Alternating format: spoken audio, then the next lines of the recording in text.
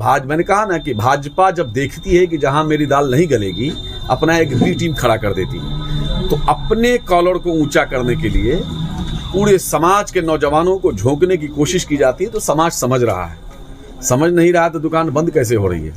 सब समझता है धीरे धीरे। अब लोग नहीं समझ रहा है कि बजरंग दल में खाली पिछड़ा दलित ही क्यों रहता है। बजरंग दल भाजपा का एक संगठन है, उसमें खाली पिछड़ों की, दलितों की ही भर्ती क्यों की जाती है? क्योंकि वो चाहता है भाजपा कि दलित का बेटा, पिछड़ा का बेटा पढ़े नहीं, तलवार लेके रोड पर खड़ा रहे। क्योंकि अगर वो पढ़ लेगा तो उनके जो बाल बच्चे अमेरिका और इंग्लैंड से पढ़ के आ रहे हैं, उनके लिए जो कुर्सी सजा के रखी हुई है, वो दलित और पिछड़ा का बेटा उस कुर्सी पर बैठ जाएगा। इसलिए उनको पढ़ने नहीं दिया जाता है। बजरंग सीमांचल को इन लोगों ने टारगेट किया हुआ है। सीमांचल से भाजपा को हमेशा नफरत रही, हमेशा घृणा करता रहा। भारतीय जनता पार्टी ने कभी सीमांचल को देखा तक नहीं।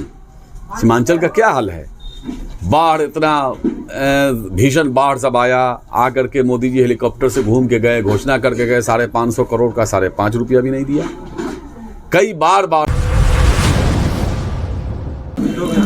नमस्कार, मैं नवनीत सिन्हा, आप देख रहे हैं द रिफॉर्मर न्यूज। महागठबंधन की आगामी 25 फरवरी जो पूर्णिया के रंगभूमि मैदान में होने वाली महारैली है, उसको लेकर लगातार नेताओं के द्वारा, विभिन्न पार्टियों के नेताओं द्वारा जनसंपर्क तेज किया जा रहा है। इसी क्रम में युवा राजद के प्रदेश अध्यक्ष और एमएलसी कारी शोएब जी नरपतगंज प्रखंड के खाबदा कन्हैली पंचायत पहुंचे हैं और यहां इन्होंने सभा भी किया और जो है लगातार जनसंपर्क किया और यहां भी हैं। जानना चाहे सर, स्वागत है पहले द रिफॉर्मर न्यूज में आपका। Thank you sir.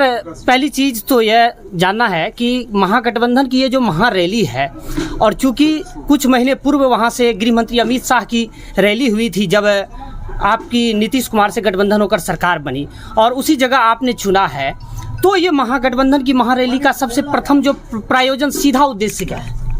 नहीं, लोगों को बताना कि किस तरह से भारतीय जनता पार्टी की गंदी निगाह सीमांचल के ऊपर है। सीमांचल को इन लोगों ने टारगेट किया हुआ है। सीमांचल से भाजपा को हमेशा नफरत रही, हमेशा घृणा करता रहा। भारतीय जनता पार्टी ने कभी सीमांचल को देखा तक नहीं। सीमांचल का क्या हाल है? बाढ़, इतना भीषण बाढ़ सब आकर के मोदी जी हेलीकॉप्टर से घूम के गए, घोषणा करके गए 550 करोड़ का, 5.5 रुपया भी नहीं दिया। कई बार आया, कभी सीमांचल को नहीं देखा उन्होंने। गरीबी, परेशानी, शिक्षा की कमी, कभी उसको कोई मतलब नहीं है। बड़ा बड़ा आफत आया, यहाँ कोई मतलब नहीं है। तो आज ये सीमांचल पे गंदी निगाह है, तो इसलिए सीमांचल से ही एक पैगाम जाएगा कि जिस तरह से गांधी जी ने बिहार से अंग्रेज़ों को भगाने का काम किया, उनके दलालों को, उनके चेलों को इसी सीमांचल से, बिहार के सीमांचल से शुरुआत होगी और यहाँ से जो आवाज़ उठेगी पूरा देश लब्बैक कहेगा। जी, आपसे एक समझना चाहूँगा, पिछले लगभग 30 सालों से तकरीबन देखा जाए, पूर्व में लालू जी की और अभी नीतीश जी की जो सरकार रही, और इतना लंबा समय, और अगर अल्पसंख्यकों की स्थिति देखें बिहार में आज भी कमोबेश उसी राह पर है, बदली नहीं है। और जिस जगह हम हैं, और ये जो पूर्णिया प्रमंडल का जो किशनगंज इलाका है, बिहार का एक ऐसा इलाका जहां सबसे ज़्यादा अल्पसंख्यक है, 68 से 70% आबादी है, और वहां पर आज भी जो साक्षरता दर है वो बिहार के औसत से काफ़ी कम है, 54% है। और दूसरी चीज़ जो उसमें और जोड़ना चाहूँगा कि 50% आबादी गरीबी रेखा के नीचे गुजर बसर कर रही है। तो 30 सालों में अल्पसंख्यकों की स्थिति क्यों नहीं सुधरी? चूँकि आपको जानकारी नहीं होगी, आप अपने बड़ों से इसकी जानकारी ले लीजिए कि लालू यादव के राज में, आदरणीय हमारे लालू जी जब मुख्यमंत्री थे या राबड़ी देवी जी मुख्यमंत्री थी, अल्पसंख्यकों के लिए जो काम हुआ आज तक आज़ाद भारत में कभी काम नहीं हुआ। उन्होंने जो काम किया, माइनॉरिटी कमीशन किसके रीजन में कायम हुआ? कब्रिस्तान की घेराबंदी किसने? आज जो भाजपा जिस तरह से हर जगह दंगा करा रही है, थोड़े छोटे मामले पे मारपीट हो जा रहा है, दंगा हो जा रहा है, गांव का गांव जला दिया जा रहा है। अगर कब्रिस्तान की घेराबंदी नहीं हुई होती, उस समय लोग मजाक उड़ाते थे, कब्रिस्तान की घेराबंदी नहीं हुई होती तो न जाने पता नहीं भाजपा और कितना आग लगा के छोड़ देता। जगह जगह पे यही कब्रिस्तानी की लड़ाई होती, और आज इस मॉडल को पूरे देश में कब्रिस्तान की घेराबंदी कराई जा रही है, कई अपने जो सेकुलर सरकारें हैं उसकी हिफाजत के लिए, ताकि उसको एक बहाना मिल जाता है भाजपा को, वो बहाना नहीं मिले। उसके बाद उर्दू ट्रांसलेट की बहाली किसने की? अगर सबसे ज़्यादा आबादी इधर है तो मान लिया सबसे ज्यादा प्रतिनिधित्व अपने आप हो गई। आप भाई एक बाप की 4 औलाद और एक बाप के पास कोई औलाद नहीं है, एक ही औलाद, तो दादा का जो हिस्सा होगा वो तो अपने आप 5 किलो चावल बनेगा घर में, तो जिसके पास है ज्यादा वही ना खाएगा। तो सवाल ये है कि लालू यादव के रीजन में आप देखिए कि एसडीओ, बीडीओ, सीओ हर इलाके में हुआ करते थे। लालू जी के रीजन में वीसी, प्रो वीसी 5-5 हुआ करते थे। लालू यादव जी के रीजन में तमाम चाहे मदारिस हों, चाहे और तमाम मामलात हो, उसमें लालू जी ने सिर्फ अल्पसंख्यकों के साथ नहीं, तमाम समुदाय के साथ जिसकी जितनी आबादी उसकी उतनी हिस्सेदारी के हिसाब से लोगों का विकास करने का काम किया है।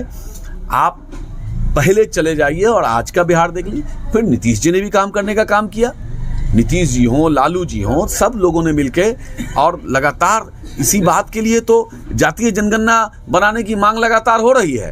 तो पता तो चले कि कौन किसकी आबादी कहाँ है, भीख मांगने वाला कौन है, ठेला चलाने वाला कौन है, रिक्शा चलाने वाला कौन है, पंचर बनाने वाला कौन है, ताकि उसके लिए एक अलग से काम को अगर किसी से समझना है। क्यों भाजपा लालू जी से इतना डरती है? क्यों डरती है? क्योंकि लालू जी सबसे बड़े इंसाफ पसंद नेता है। तो लालू जी के काम को आपको समझना है तो अपने बड़ों से समझिए, क्योंकि उस वक्त फिर लालू जी ने सबसे ज्यादा आपसी भाईचारा का मिसाल कायम किया उन्होंने, कि लड़ने नहीं दिया। दंगा, लालू जी जब हुकूमत पर रहे तो किसी की हिम्मत नहीं होती थी दंगा करने की, किसी की हिम्मत नहीं होती थी फिरका परस्तों की कि वो सर उठा ले। तो लालू यादव ने के राज में जो तरक्की हुई है, जो काम हुआ है, ये अलग बात है कि नए नौजवान उसको भूल गए हैं या उनको भुला दिया गया है, उसकी चर्चा होनी चाहिए। जी, आप चूंकि अल्पसंख्यकों की रहनुमाई भी करते हैं और राष्ट्रीय जनता दल का कोई नेता किसी भी जाति बिरादरी का हो, वो किसी जाति बिरादरी का, राष्ट्रीय जनता दल की पहचान ही यही है कि सामाजिक न्याय के विचारधारा को लेकर चलने वाले, उसमें सभी जाति बिरादरी, सभी धर्म के लोग होते हैं। तो हम लोग सब लोगों को लेकर चलते हैं, सब लोगों की समस्या जो है उसके निदान के लिए काम करते हैं। विशेष तौर पर अंतिम पायदान पर बैठे हुए व्यक्ति की जो जरूरत है उसके लिए हम लोग रात के 2 बजे भी खड़े रहते हैं, और हम ही नहीं, राष्ट्रीय जनता दल का एक एक कार्यकर्ता खड़ा रहता है। जी, इसलिए मैं उस सवाल ये था, मैं पूरा कर लूँ कि अल्पसंख्यकों की जो रहनुमाई देखा गया, चूँकि ओबीसी आते हैं यहाँ और सीमांचल में पैठ जमाने की कोशिश करते हैं, और जो है बीजेपी का जैसा रहा है, चूँकि आरोप भी विपक्ष लगाते हैं कि बीजेपी हिंदू मुस्लिम करके तुष्टीकरण करती है, जैसा कि आप भी कह रहे हैं। तो मुस्लिम का जो लीडरशिप है इतने आज़ादी के इतने वर्षों में बिहार में, प्रदेश स्तर में और देश स्तर में क्यों नहीं उभर कर सामने आ पाया? मैं ये बोल दिया नहीं आ पाया। मैं आपसे फिर कह रहा हूँ, चूंकि आपकी उम्र कम है, पीछे अपने बड़ों से बात कीजिए। लालू यादव के रीजन में इसी सीमांचल से मुन्ना मुश्ताक मंत्री हुआ करते थे, तस्लीमुद्दीन साहब इतने बड़े नेता थे, सीमांत गांधी कहलाते थे वो, चाहे और कौन कौन थे, अजीमुद्दीन साहब मंत्री, 3-3, 4-4 मंत्री, 5-5 मंत्री खाली सीमांचल से हुआ करते थे।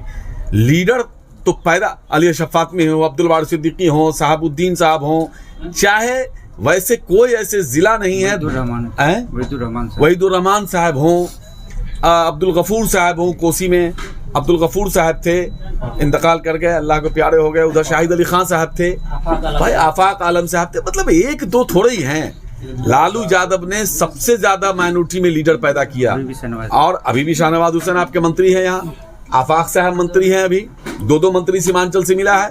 क्यों मिला? राष्ट्रीय जनता दल और माननीय नीतीश कुमार जी की जब सरकार बनी तो अल्पसंख्यकों की हिस्सेदारी बढ़ी। तो इसलिए ये कहना, अगर अल्पसंख्यक हो, दलित हो, पिछड़ा हो, सभी समाज को उसके हिसाब से प्रतिनिधित्व, चूंकि कैबिनेट में एक बंदिश है कि इतने ही लोगों को मंत्री बनाया जा सकता है, उसी में सभी वर्ग की हिस्सेदारी दी जाती है। अगरा हो, पिछड़ा हो, सभी समाज को हिस्सेदारी हमारी सरकार में हमेशा दी जाती रही है और आगे भी दी जाती रहेगी। चूंकि युवाओं में कहीं ना कहीं जो अल्पसंख्यक युवा हैं उसको लेके कंफ्यूजन होता है कि वोट को लेकर के, चूंकि बीजेपी जो नौजवान हैं अभी, मैंने आपसे भी कहा ना कि आप अपने बड़ों से पूछिए, अपने बाप दादाओं से पूछिए कितना अपमान सहते थे वो। कंफ्यूजन कुछ नहीं है। भाजपा और मैंने कहा ना कि भाजपा जब देखती है कि जहां मेरी दाल नहीं गलेगी, अपना एक बी टीम खड़ा कर देती है। तो अपने कॉलर को ऊंचा करने के लिए पूरे समाज के नौजवानों को झोंकने की कोशिश की जाती है। तो समाज समझ रहा है, समझ नहीं रहा तो दुकान बंद कैसे हो रही है? सब समझता है धीरे धीरे। अब लोग नहीं समझ रहा है कि बजरंग दल में खाली पिछड़ा दलित ही क्यों रहता है। बजरंग दल भाजपा का एक संगठन है, उसमें खाली पिछड़ों की, दलितों की ही भर्ती क्यों की जाती है? क्योंकि वो चाहता है भाजपा कि दलित का बेटा, पिछड़ा का बेटा पढ़े नहीं, तलवार लेके रोड पर खड़ा रहे। क्योंकि अगर वो पढ़ लेगा तो उनके जो बाल बच्चे अमेरिका और इंग्लैंड से पढ़ के आ रहे हैं, उनके लिए जो कुर्सी सजा के रखी हुई है, वो दलित और पिछड़ा का बेटा उस कुर्सी पर बैठ जाएगा। इसलिए उनको पढ़ने नहीं दिया जाता है, बजरंग दल में उनको भर्ती कराया जाता है।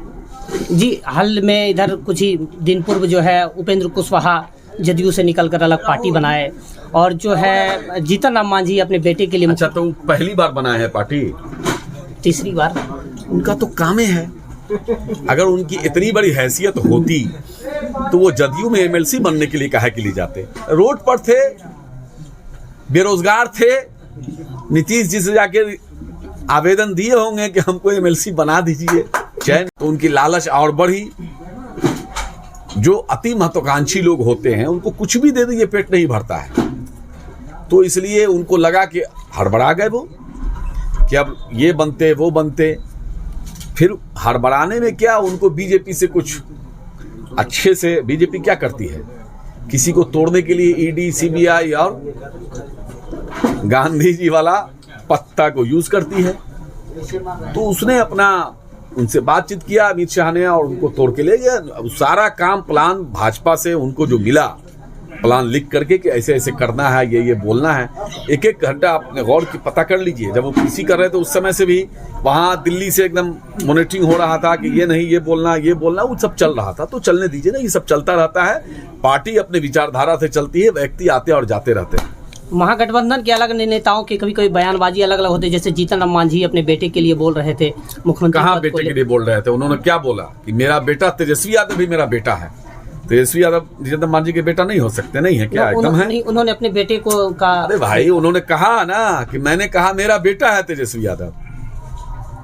गार्जियन है लालू जी का बेटा, जीतन राम मांझी का भतीजा। अब हमारे चचा हैं, हम उनके भतीजा हैं, तो मेरे बापे न कहलाएंगे, हम उनके बेटे न कहलाएंगे? ये सब जो भाजपा जब से सत्ता से बाहर गई है ना, पेट में दर्द हो रहा है। देख रहा है, यहाँ खाता नहीं खोलेगा तो रोज चलावेगा, उस पर चलता रहेगा मीडिया पर, गोदी मीडिया सब पर, पोर्टल चैनल पर, दरार फार धार। अरे यहाँ रोज रोजगार मिल रहा है नौजवानों को, उसको दिखाओ ना, जाके दिखाओ ना। हॉस्पिटल में क्या हाल है, प्राइवेट हॉस्पिटल छोड़ के सरकारी अस्पताल में गांव में दिखा रहे हैं। प्राइवेट हॉस्पिटल, सरकारी हॉस्पिटल का नक्शा बदल गया, दवाई फ्री मिल रही है, अच्छा इलाज हो रहा है, शिक्षा में काम हो रहा है, रोड में काम हो रहा है। ये सब तो भाजपा का नेता सब बैठा हुआ था, लूट बचा के रख दिया था। जाके देखिए सीओ सब जो लूटता था उसकी लूट बंद हो गई है। भूमि सुधार में काम होने लगा। अब उनको हो गया कि एक बार से ज़्यादा रिजेक्ट कीजिएगा तो आपको लिख के देना होगा क्यों रिजेक्ट किया। पहले तो कमीशन नहीं मिलता था, रिजेक्ट कर देता था। ये सब भाजपा का मंत्रालय था ना। जहाँ जहाँ भाजपा थी वहाँ मनीष जी से मेरा एक सवाल है, आप भी जैसे वहाँ जो है सब लोग यही था। बेईमानी और भ्रष्टाचार खुलेआम था, सब पर रोक लगा है। तो इनके पेट में दर्द हो रहा, क्योंकि भाजपा को नफरत से मोहब्बत है। अब जब यह मोहब्बत की बात हो रही है तो उनको परेशानी हो रही।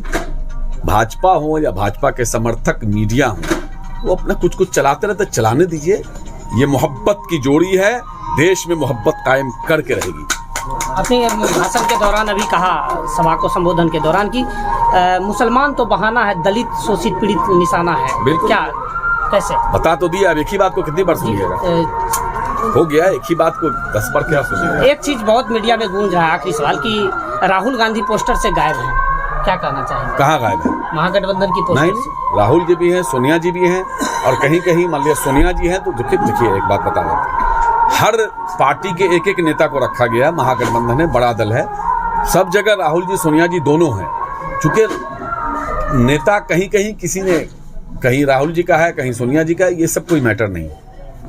तो ये 2024 का आगाज जो है महागठबंधन की जो रैली है उससे होने वाला है। 2024 नहीं, आरक्षण को बचाने का आरक्षण को बचाने की जो लड़ाई है, संविधान को बचाने की जो लड़ाई है, लोकतंत्र को बचाने की जो लड़ाई है, उसका आगाज है। तो ये थे युवा राजद के प्रदेश अध्यक्ष और एमएलसी कारी शोएब जी। आपने समय दिया मुझे, बहुत बहुत आपका धन्यवाद। बहुत शुक्रिया। मैं आपके चैनल को शुभकामना देता हूँ। आप लोग खूब फूलिए, फलिए, बढ़िए और सच्चाई को दिखाइए। बिल्कुल, बहुत बहुत धन्यवाद। देखते रहिए द रिफॉर्मर न्यूज़। धन्यवाद। जय हिंद।